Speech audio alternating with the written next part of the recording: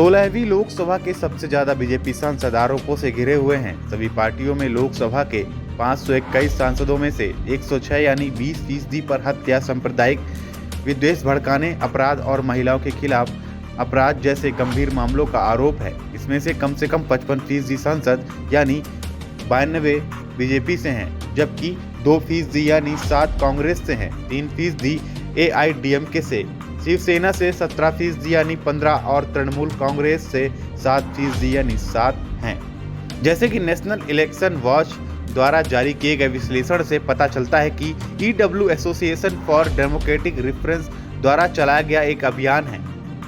2014 के चुनाव में लोकसभा में चुने गए ऐसे लोगों की संख्या सबसे ज्यादा देखी गई है जिन पर थे आपराधिक मामले, मृत्यु, दिवालियापन, मानसिक बीमारी या किसी गंभीर आरोपों के लिए सजा जैसे कई कारणों से हुए उपचुनाव के कारण अपने 5 साल के कार्यकाल के दौरान सांसद के निचले सदन की संरचना में बदलाव हुए हैं। 2014 के चुनाव में लोकसभा में चुने गए ऐसे लोगों की संख्या सबसे ज्यादा देखी गई है जिन पर आपराधिक मामले थे। 2009 के मुकाबले ये आंकड़े 14% से ज्यादा हैं।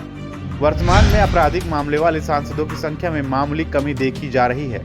वर्तमान लोकसभा की शुरुआत से लेकर अब तक आपराधिक मामले वाले सांसदों की संख्या में मामूली कमी आई है।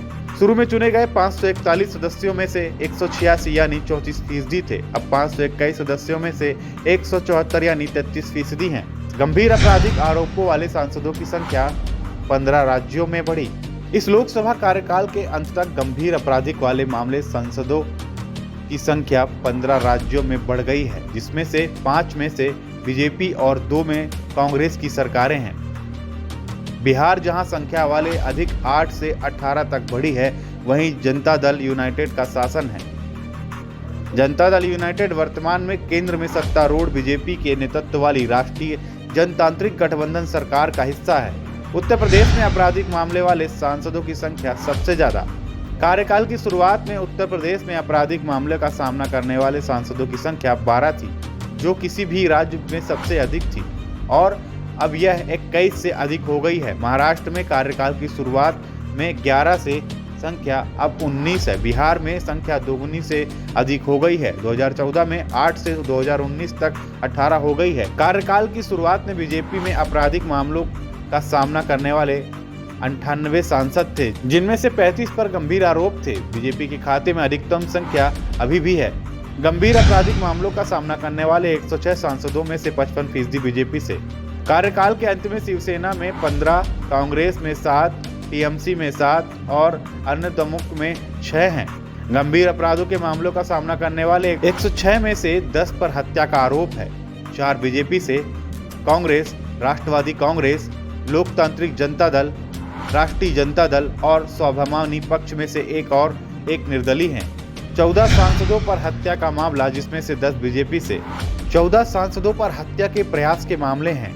इसमें से बीजेपी के 8 और कांग्रेस, TMC, NCP, राजद, शिवसेना और स्वाभिमानी पक्ष के 1 हैं। सांप्रदायिक देश भड़काने के लिए समान संख्या पर आरोप हैं। सबसे ज्यादा बीजेपी से 10 और तेलंगाना राष्ट्र समिति, पट्टली मक्कल काची, ऑल इंडिया मजलिस-ए-इत्तेहादुल मुस्लिमीन और all India United democratic front से 1 हैं। 521 सांसदों में से 430 हैं करोड़पति।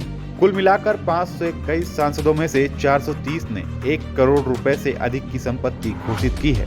बीजेपी के पास सबसे ज्यादा हैं। 267 सांसदों में 85%। बीजेपी सांसदों के पास औसत संपत्ति 11 करोड़ 89 लाख रुपए है।